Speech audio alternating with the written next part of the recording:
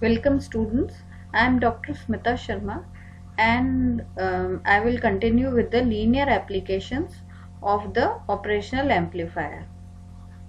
So in the previous lecture we had studied the one of the most common application of the operational amplifier, that was instrumentation amplifier. So how we had discussed how we can use an operational amplifier as an instrumentation amplifier. Now today we'll be discussing two more important applications of the operational amplifier. One is integrator and second is the differentiator. So its name is operational amplifier is given because it can perform mathematical operations, and in that case we had seen that operational amplifier with the suitable circuit can act as a summing amplifier or a scaling amplifier, or it can be used as an averaging amplifier or a subtractor. Now here we will see how we can perform an integration of an electronic signal by the use of operational amplifier. So we'll be discussing how which circuit should be made and how that works. So basically, what is an integrator in electronics? It is a circuit in which the output voltage waveform is the integral of the input voltage waveform, is the integrator or integration amplifier. So basically what happens whenever an input voltage is given, then its integration, if we perform an integration on it, then the outcome should be obtained in the output of the amplifier. If an amplifier works in such a way that the output voltage is integral of the integration of the input voltage, then that circuit is called integrator. So how can we make this integration amplifier or integrator? It can be made in a simple way. In the circuit of operational amplifier, we had inverting with using inverting amplifier configuration. We had seen that here input signal is applied at the inverting end, and feedback is provided to the inverting end, because we generally provide negative feedback, and here we place a resistor whose name is called RF. Here generally RF resistor is placed. But now if we want to make this circuit to work as an integrator, then what we will have to do? We will have to replace this resistor by a capacitor. So here, to obtain such a integration, we in the basic inverting amplifier configuration, we replace RF by capacitor CF. So finally we get the this figure. So as you can see from the figure, this is basic inverting amplifier configuration. So here input voltage is being provided from here. This is the input source.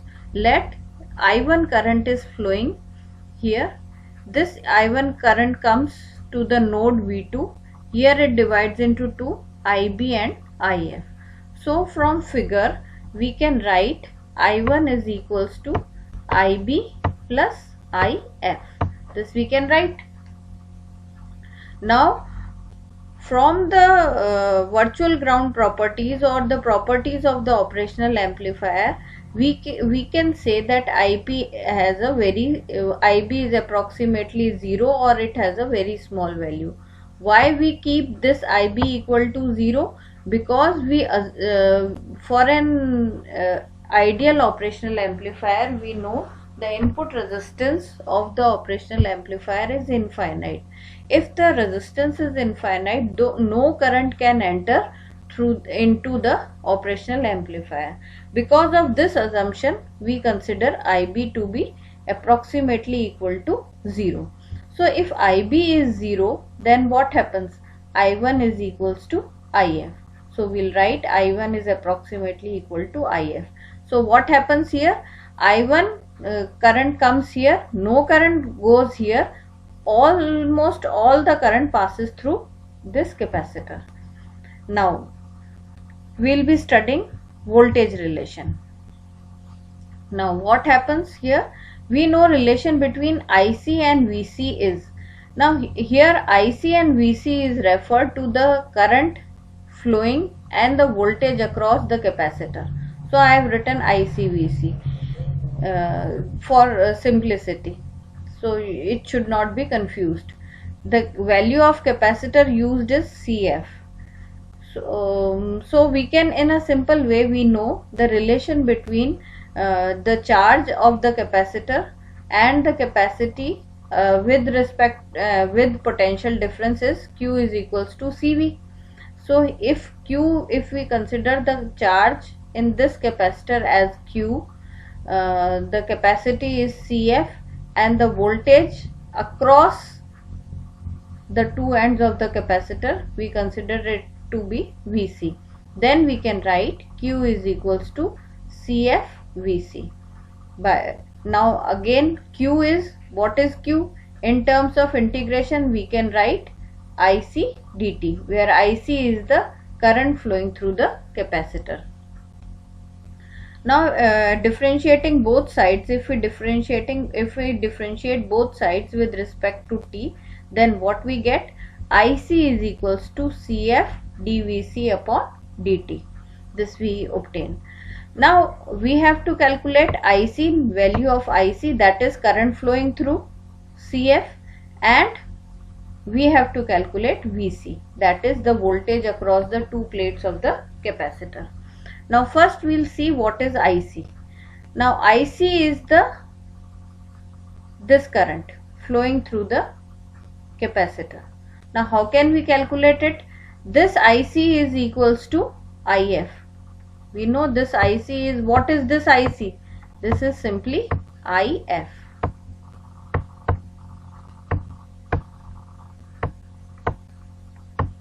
This is IF. So what is IF? IF is equals to I1. So what we have to calculate? We have to calculate I1. So how can we calculate I1? In order to calculate I1, we need two factors. One is the potential difference across R1 and the resistor R1. So I1 is basically the potential difference between the two ends of the resistor upon R1. Now what are the two ends of the resistor? Left hand side of R1 is VIN, we can see it, and right hand side of the resistor R1 is V2. So what we can write? Because current is flowing in this direction, it means this is at higher potential and V2 is at lower potential. So what we can write? Potential difference is equals to VIN minus V2 upon R1. This will be equal to IC, that is current flowing through the capacitor. Now we'll be calculating VC, that is voltage across this capacitor. What will be VC? Voltage across here and voltage across here, the difference of the two voltages. Because the current is flowing in this direction, so what happens? This should be at higher potential and this should be at lower potential. So what we can write? We will write VC is equals to simply V2 minus V0. So here I have written VC is equals to V2 minus V0. Now putting these values in above equation, what we get? We get this form of equation: VIN minus V2 upon R1 is equals to CF d by dt of V2 minus V0. Now again we'll be using the virtual ground properties of the operational amplifier, and we'll say we know that for an operational amplifier, ideal operational amplifier, the voltage gain is infinite. If the voltage gain is infinite, it means that V naught upon V input, whatever be the input, should be equal to infinity, or we can say that V input should be approximately equal to 0. So in that case we can write V1 is equals to V2 is approximately equal to 0. All this is because we are considering A to be approximately equal to infinity, that is very large. So V2 will be 0. So here V2 is 0 or V2 is 0. All this can also be summed up if we write V2 is a virtual ground. All this sums up if we write V2 is virtual ground. So now putting value of V2, what we get in the above equation, Vin upon R1 is equals to Cf d by dt of minus V naught. So this we get. Now what we have to calculate? We have to calculate the output voltage. So keeping output voltage in one place and keep putting all the values on the other side. So what we obtain? The output voltage can be obtained by integrating both sides with respect to t. First we integrate both sides. So integrating both sides, we are integrating with respect to time, that is we are taking time equal to 0 to t, integrating both sides. So here this is simply, this we cannot solve, but here Cf will be, because it is constant, so here Cf and d by dt of dt, this cancels out and we get simply minus V naught plus some constant. That constant will be V naught when t is 0. So if initially there is some value, then we can place, initially if time equals to 0, there is no output voltage, then this term will be 0. This term will arise only if there is some output offset voltage. What is that output offset voltage? For t equals to 0, if without giving in any input, there is some output. So for general study we consider this equal to 0. Then what will be V naught? V naught will be simply minus R1 upon Cf integral of 0 to t Vin dt. So clearly from this equation, what we observe that output voltage is directly proportional to the negative integral of the input voltage and inversely proportional to the time constant R1 Cf. This R1 Cf is the time constant. So what happens if such an circuit is used, and if we apply an input voltage as a sine wave, then in output we'll get cosine wave, because we know the integration of sine is cos. And if we give input voltage as square wave, then output will be a triangular wave. Now for proper working of integration amplifier, it is something is required. What is that? For accurate integration of input waveform, the time period of the input signal capital T must be longer than or equal to R1 Cf. This should be required for proper integration. Otherwise, if the time constant is the time period of the input signal is very small, then because of time constant the proper integration will not be performed. Now where this integrator is used, it is most commonly used in analog computers and analog to digital and signal wave shaping circuits. So where we want to reshape the signal, their integrator is basically used, as we will see in further application where we will discuss the triangular wave generator. There we will be using this integration. Now we will discuss the second most important application of the operational amplifier. This will be our last linear application of the operational amplifier. This is the differentiator. So what is a differentiator? The circuit which performs the mathematical operation of differentiation. That is, the output waveform is the derivative of the input waveform. Then that circuit is called the differentiator. Now making differentiator is also very simple thing. By proper replacing some of the circuits, we can easily make a differentiator. So how can we do this? We have already seen that in inverting amplifier, here in the input there is some resistor that is named, as we can see from the above, that is named R1. And here instead of in case of integrator, instead of RF we had placed CF. Now here, in order to make this inverting amplifier as a to work as a differentiator, what we'll have to do, we'll have to replace this R1 by a capacitor. So it can be constructed from basic inverting amplifier if an input resistor R1 is replaced by a capacitor C1. This capacitor is named C1. So from figure, again, if the IC current is flowing here, this at V2 it divides it into two, IB and IF. So from Kirchhoff's current law we can write IC is equals to IB plus IF. Again, by using the properties of the virtual ground properties of the operational amplifier, we can easily say that IB is approximately equal to 0 and IC is approximately equal to IF. Then we'll have to put the value of IC and IF. Now what is IC? IC, we'll have to calculate IC here. What will be IC? IC is, as we can see from the above formula, as in case of differentiator, what was IC?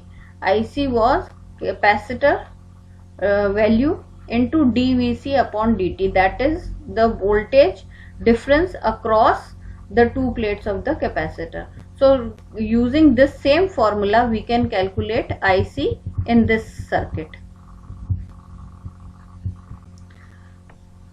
So IC will be C1 and the potential different derivative of the potential difference here. So what is the potential difference between the two plates? On one side the potential is VIN and on other side it is V2. So what is the difference? VIN minus V2, because current is flowing in this direction. So VIN is at higher potential and V2 is at lower potential. So we can write C1 d by dt of VIN minus V2. Now we have to calculate IF. What will be IF? IF is the current flowing through this resistor. So what will be value of IF? IF will be potential difference across RF upon RF. So potential difference across RF is one end of the potential RF is at V2 and other end is at V0. So what will be the difference? Difference will be V2 minus V0, because V2 is at higher potential. How can we say this? Because current is flowing in this direction. Current always flows from higher potential to lower potential. So V2 minus V0 upon RF. Now again, using the same property of the operational amplifier, we can say that since A is very large or approximately equal to infinity, V1 is equals to V2 is equals to 0. Now putting this V2 equal to 0, what we get? C1 d by dt of VIN is equals to minus V0 upon RF. Now rearranging it, what we get? V0 is equals to minus RF C1 d by dt of VIN. Now what we can see? It is clearly visible that output voltage is derivative of input voltage. So what we can write? Thus we can write the output voltage V0 is equal to RF C1 times the negative rate of change of input voltage VIN with time. See, in both the cases, here also the sign is negative, and here also the sign is negative, and in case of integrator the sign was again negative. Here also the sign was negative. Why this is essential? This should be negative because what we are using inverting configuration. So this negative sign should appear. So thus we can say that output voltage is equal to RF C1 times the negative rate of change of input voltage VIN with time. So now in this case, this is the differentiator. In order to test it, if we apply input voltage as a cosine wave, then output should be a sine wave. We get a sine wave in turn, and if we apply a triangular wave, then we get its differentiated output, that is a square wave. Again here one of the conditions should be applied. What is that condition? 1 minute. So the condition that should be used is the above circuit needs some correction to work properly. Both stability and high frequency noise problems can be corrected by the addition of two components. So now in this circuit, for a differentiator, in order to remove the noise problems, for in this differentiator there are some problems regarding stability issues and there are some noise problem issues also. So in order to correct these problems by proper use of all the circuits, finally it was found that if we add two components, what that components are, R1 and CF are additionally added in this circuit. Our original circuit was simply C1 and RF, but instead of these two, along with these two components, if R1 and CF is also used as shown in the figure, then the problems regarding stability and high frequency noise problems are resolved. So these should also be used for proper working of the differentiator. See, always the theoretical working of a circuit is one thing, and practical working of the circuit is another thing. When we apply the same circuit to the practically, there are certain problems arising, and for that each problem there is a different solution. So here also when the problem arises, this solution is recommended. Again here one condition should be remembered: the input signal will be differentiated properly if the time period t of the input signal is larger than or equal to RF C1. So if t is very much greater than or equal to RF C1, then differentiation will be performed in a better manner. So this should be always taken into consideration. So if we know the input signal and its time period, then proper choice of RF C1 should be used in order to make the circuit work in a proper manner. So these were the two applications that were left in this linear applications of the operational amplifier. Now we have studied almost everything that is mentioned in your syllabus regarding operational amplifiers. Now in the next lecture we will be discussing oscillators. Now we'll be discussing oscillators on the basis of with the help of IC, or we can say IC based oscillators will be discussed in the incoming lectures. This will be your second unit, second part of the or third unit, I don't know. It must be either second unit or third unit. So we'll be discussing in the next lecture. In this syllabus, I am discussing your paper 7th, digital electronics paper. In this we have 5 units, and I'll be discussing 2.5 unit that contains this digital electronics part. In these 2.5 unit, we have to discuss everything about operational amplifier. Then we'll be discussing 4 or 5 types of oscillators, rather more, both sinusoidal oscillator and non-sinusoidal oscillator, and then we'll be discussing IC voltage regulators. Thank you.